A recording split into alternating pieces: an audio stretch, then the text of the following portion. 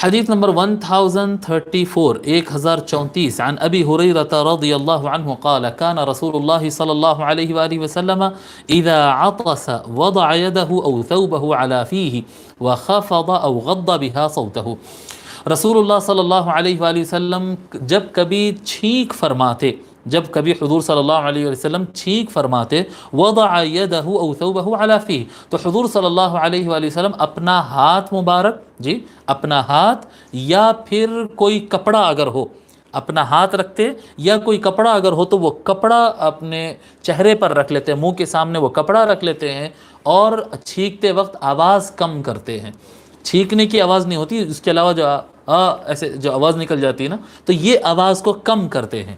اپنے آواز کو کم رکھتے ہیں اور کپڑا سامنے رکھ کر چھینکتے. اگر کپڑا نہ ہو تو ہاتھ رکھ دیتے، لیکن کھلا نہیں چھینکتے تھے حضور اکرم صلی اللہ علیہ وآلہ وسلم.